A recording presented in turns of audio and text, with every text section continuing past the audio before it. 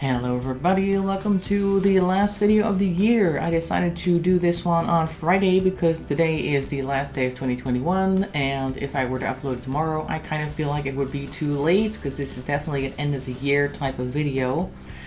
So this is also replacing the Saturday vlog, so hope you don't expect one tomorrow as well, because this is it right here. Anyway, so you're looking at what I expect is going to be a bar chart, because I made it myself, obviously, so I know what it's going to be. But I mean, like, it's going to end up being a year review. In the top right, you can see the different years that I'm going to be representing by colored bars, and the colors of the different bars are behind it. So the idea is just to take a look at the past 2 years to see how I was doing in different categories, which I wrote down here. Hope you guys can read that, but if not, I'll just read them out myself. This is health, this is happiness, this is work, and this is finances. I separated the two because work and finances to me is the actual work that I do, and finances in general is just kind of like the financial situation as a whole. So like, okay, I might like the work that I do, but maybe my finances could be better, something along those lines.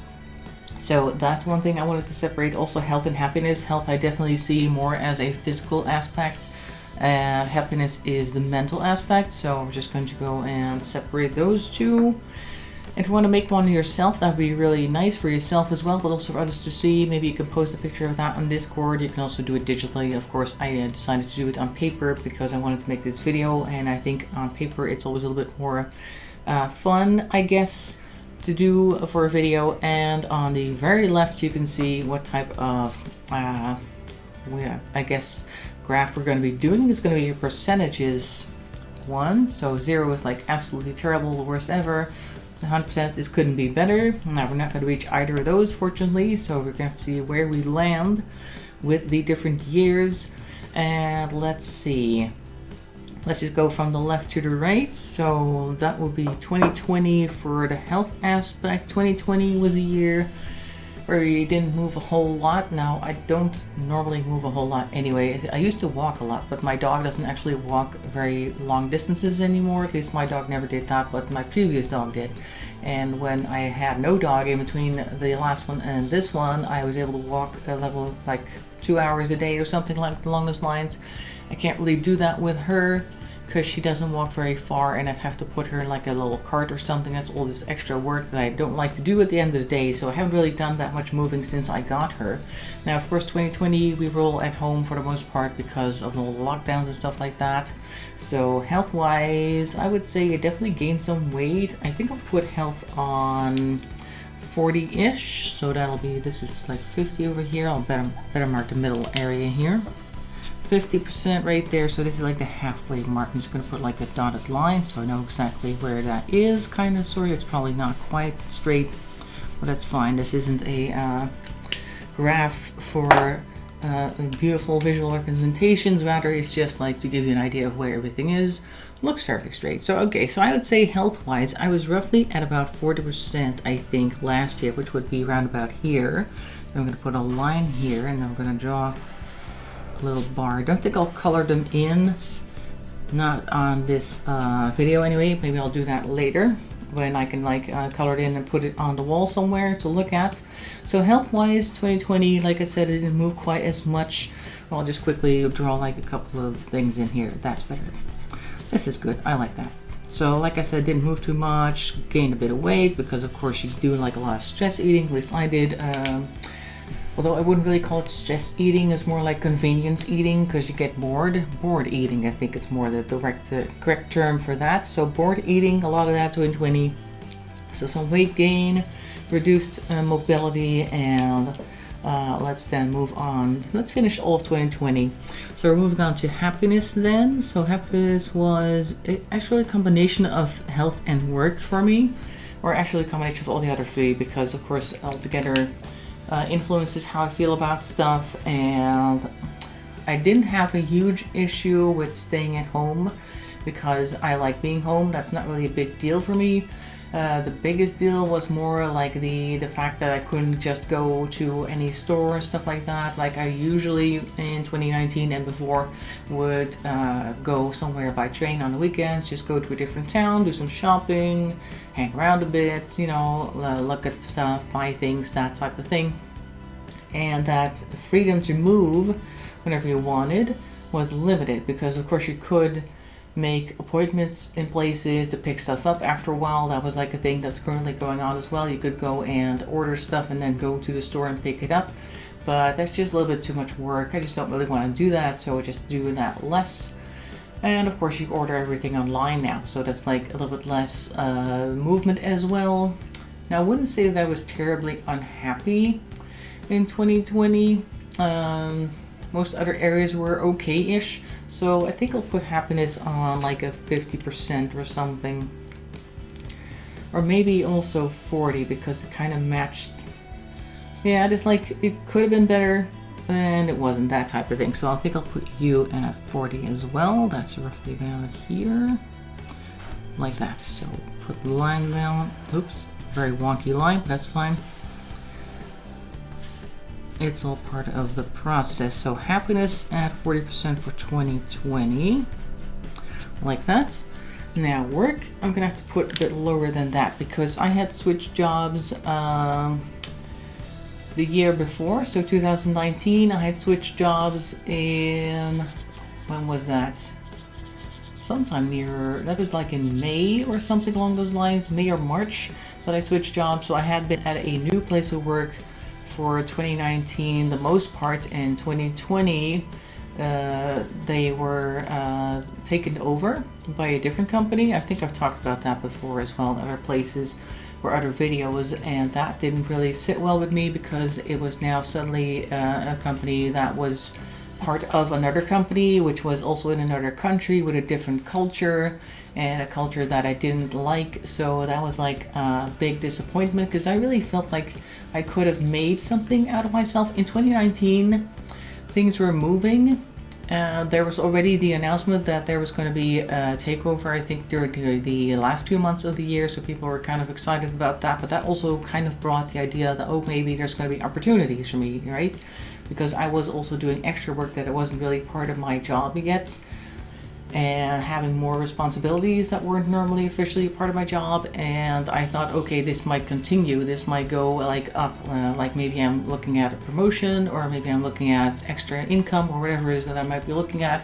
There was a possibility of something better, and that ended up not at all being realized in 2020, rather the opposite, because the main company office had a whole bunch of people sitting there already doing certain things.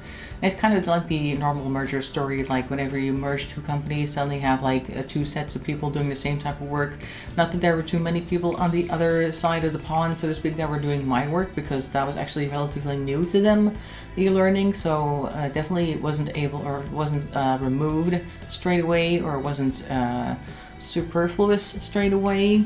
I was able to hold my own in that regard. I could have still stayed if I wanted to, but like I said, the culture was just so different. I didn't like it at all, so I wasn't happy there, and I was no longer doing the extra work that I had done before. That like unofficial title, I guess, or at least unofficial extra permissions that I had were being stripped away one by one, because now suddenly main office didn't understand why I needed to do those things, because I just didn't understand how things used to work, and it didn't like it. So I kept getting less and less freedom to move, and also other applications that I like to use were being stripped away because they either felt like they weren't necessary from their perspective, or they thought, oh, this costs money, it has to go.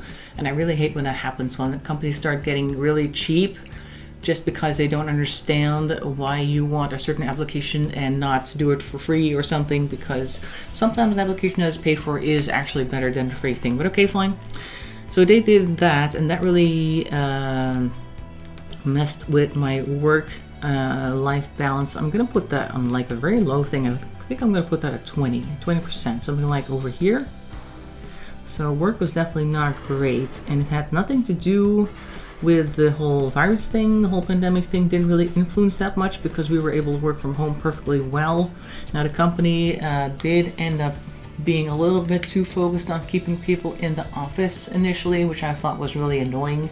Not that I was particularly upset about maybe potentially catching the coronavirus, because that's not really been a thing for me, but it's more like they almost seemed like they didn't trust us enough to work from home, so they had to try to pull us back into the office as much as possible, even though the local governments or the government in general was saying stay at home unless you really have to go to the office.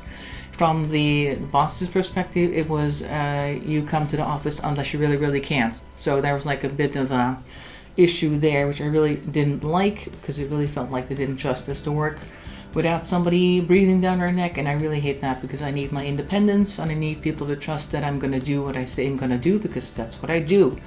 Anyway, so finances were okay in 2020, nothing super crazy. Didn't really get a lot of bonuses or anything like that, because they don't really do bonuses in Netherlands much, unless you have like a certain type of job, like a sales rep probably gets bonuses, but I don't have that in my line of work. Finances were okay. I think I'll put those on 40 as well. Like that was over here somewhere, so this would be around about here, something like so. Nothing too much to be said about that. Like I said, I don't really have a line of work where bonuses are a thing. I just made my usual paycheck. Nothing super special about that, and could always be better. Could also have been worse. So that's a thing. So that is 2020 covered. Now let's take a look at this year. We're gonna start at health again. Now health-wise, it didn't change too much. I didn't kind of watch what I was eating more, so I think I will put it at like 45%, but I'm not moving more than I did in 2020.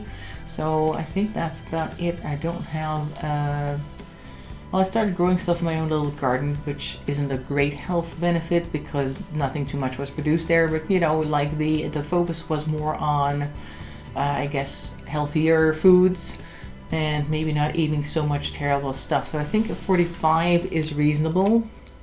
So I'll just try to represent that. I think this would be 45 over here. So I'll put you down along here.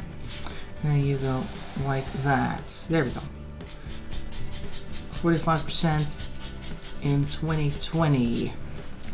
Then happiness is actually jumped up, I think. Happiness in 2021 went up considerable amounts, particularly because I switched jobs in July. I started at this new place, and the type of work that I'm doing there, the type of organization, and also the hours and the fact that I work a lot more from home now. I used to work like 5 days a week at the office at the previous job, without, of course, at least if there wasn't like strict pandemic regulations going on that allowed us, or at least had us staying at home. I just saw some fireworks, so I was kind of interrupted there for a second.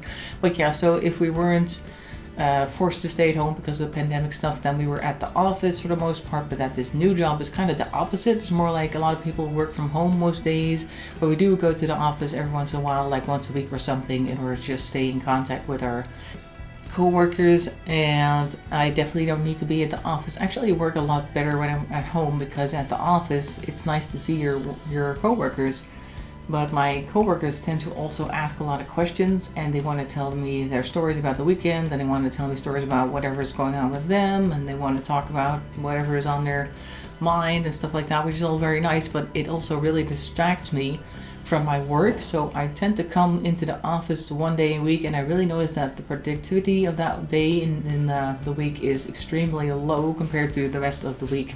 So, but okay, the rest of the week I work from home, so that makes me fairly happy, because I can do my own thing. I can listen to my podcast in the background. I can really get stuff done. So that really led to a higher happiness, I think. Because 2021 we also had less corona regulations, so happiness I think is going to be at 60, which is roughly around here, I want to say. Yeah, somewhere about here. Got to try and line it up with the bar down there. I think this is okay. They're going to be kind of leaning bars of Pisa, but that's fine. There we go. Line that up. There we go. 60% happiness for 2021. Not bad. Now, work is a similar story to happiness. They're very closely connected because, like I said, the type of work that I did at the one company was being stripped away, and then suddenly I switched because I felt like my job was no longer going to be mine, and at least what I was doing was kind of being taken away because the main office was constantly trying to get like stuff over to their place and not have it in our local offices, so to speak. So I felt like in the long run, like I said earlier, I could have worked there for longer, but I think in about 2 or 3 years time, the work that I was doing would no longer be part of my workload, and then I would have to look around and go, well, what do I do now? Because there wasn't too much else going on in that company that I really wanted to do. I'm not a salesperson, and I also didn't really want to do too much technical stuff. I just kind of like to be in the middle. Like I like to be half technical, half fancy free, creative, whatever it is, writing, whatever it is that I want to do. So that didn't look good and the perspective in the long term. So work actually improved, and because of that, now I'm not quite at full strength yet, like where I really want to be. So I'm going to put work at 50%, and that's right along this dotted line. So that's convenient. I think it starts about here, like that, and then we go this way. So work is at 50. Like that. So, and finances finally for 2021. I did take a pay cut to work at this other place. It's not a huge pay cut. It's like only a couple hundred euros, which is not a super big deal. I do notice though that since I got the car, which is a nice thing to have, I've got a lot more expenses, of course. So finances, due to the slight lack of monthly income, has gone down a bit. So let's see, finances in 2021 was 40% happiness. I'm gonna put it at 35, so that would be roughly about here, something like this. So finances has gone down a bit. Not bad yet. I can still do everything that I want, but it's less than it used to be. But as you can see over here, there is like a big win on this side compared to the loss here in the finances section. So that is 2020 and 2021 covered. Now let's take a look at 2022. So the bars that I'm going to draw for 2022 is where I want to be at the end of the year. Obviously they're all going to be higher, hopefully. Let's take a look at what I want. For instance, health, we could do better. We can always do better. So I think health should be at about 50%. So we'll just put that over there. And this will be nice to check at the end of the year as well. Do another bar chart at the end of the year, see how we're doing. Pull up the old one and see comparatively how we did. But the idea is to be healthier for 2022, eat healthier, maybe find some type of bag that I can put the dog in so I can walk with her a bit longer, because she tends to not want to walk. She's also not much of a walking dog. She doesn't really like to go outside. I think I've said that a couple of times in a couple of different videos, but it's more like she goes outside because I take her outside, but she doesn't want to. If I show her a leash, she actually walks away from it. She doesn't want to go. And I've tried a whole bunch of different leashes, so it's not that the leash is uncomfortable, because she's had a whole bunch of different types of gears and leashes that I've tried on her, and none of them really seem to interest her. So once we're outside, she only really sniffs a couple of things, walks a few paces, walks back, wants to go the opposite direction of where I want to go. In other words, there's not really a walking dog in a sense that I can just start walking, she'll follow, and at a good pace, and then can keep walking for several hours, because she is a small dog, she can't walk that long anyway. So that is something that I need to deal with, because I don't want her to sit at home alone at the end of the day, because she might not like that at all, because of course sometimes I go outside anyway for other things, and if I then were to leave in the evening again, she would get more abandonment anxiety, which is not great. So I need to find some type of way around that, and then at the end of the year hopefully we'll have walked more and maybe lost some weight. Now, I also expect that the health is going to improve a bit more, because I got a bunch of interesting supplements that I'm taking. Let me grab them, hang on. So I was watching a documentary and they were talking about this stuff and these. Let me just put this over here. Oops. Hope that will stay upright so you guys can read it. Yeah, that looks good. So these two are both related to your cell health. And that is best explained by saying, okay, your cells start off with a certain amount of life to them, I guess you want to say. After a while, the quality of the copy work of your cells decreases. And these two are actually supposed to either stop, slow that down, or reverse it, depending on how faithfully you take it. So if you want to check them out, I think this one's fairly cheap to get. NMN over here has a documentary attached to it, I think. I might link that in Discord if I remember to do that, or if you guys are interested, you can take a look at that.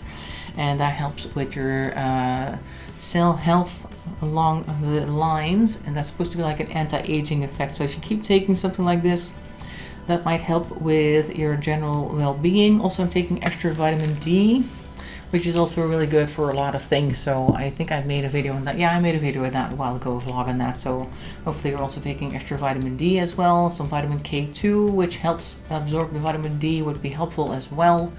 And other than that, I've got cumin that I'm taking, curcuma I think it's called, and some fish oil for my omega-3s for the brain. So that's also very helpful, because I noticed that sitting inside all of last year and not moving as much, not having too much direct connections with people, also kind of slowed down how quickly I was able to come up with the right words to say. Streaming actually helped me a lot with that, because streaming means, for me at least, when I'm streaming, I have to talk. I was a lot worse in 2020 than I was in 2021, and I think taking supplements definitely helped with that. But okay, we're looking at the happiness bar now, because that was the health one that we were talking about. Happiness is currently fairly good. I would like to go to 70%. It seems like a bit of a tall order, but of course these are the wishful thinking bars, so that would be roughly around here, 70%. Try to draw it nice and straight all the way down. Some stuff on here, what's that? I don't know. And that goes all the way over here. So by the end of next year, we hope to be happier. And I think, yeah, I tried recording a vlog yesterday in the car, but then I decided to do this. But in that vlog, I also said, like, okay, I want to figure out this year what it is that I want, like what my goals are going to be. And we're going to have to spend some time on that next year to try and make that a thing. Also, this is too big of a gap. I don't like that. There we go. All right. So, like I said, I've changed jobs. So we're moving on to work thing here. Next year, I want to be... I think we're going to be doing a lot more stuff that I actually like this year, 2022, because I just started doing animations for them, which is one of the things that I wanted to do anyway, using Vyond, which is a really nice application for that. And a lot of people are now looking at that from the company that didn't know that was a thing. And they're like, oh, I'd like it here, and oh, I'd like one there, and I'd like one here. And so we're going to have a lot of requests, I think. So I also think that leads to a lot of other things that I could maybe suggest that they do. Maybe try a different type of approach for certain students, certain courses, stuff like that. So I think work-wise, I'm going to be increasing that to 60% as well. Maybe more, but I think we're going to start conservatively and say 60% percent should be good. At the end of 2020, we're probably going to be very busy this year, which is good, but hopefully it'll be worth it at the end as well. Like, I like being busy, but I also like results, so that's a thing for 2022 that we want to look forward to. Now, finances, of course, I'm hoping that this bar over here is going to lead to a higher bar over here, but I'm not sure how that's going to work because I don't want to increase my hours. But at the very least, I want to be back at the previous level. I think I want to be back here. And it might actually have to come from other sources, so maybe I should make the bar a little higher. Yeah, let's make it up to 50. Let's try a little bit more of a wishful thinking here. Like, work-wise, I'm probably going to try to reach this. And then on top of that, I want to start making some other income, some other way, which might be connected to potential new goals that I was talking about maybe coming up with this year. So hopefully it will be a little higher up and a little bit more independent as well. So this is the goal for 2020. Let me write what I think should make up the difference here. So this should be healthier food,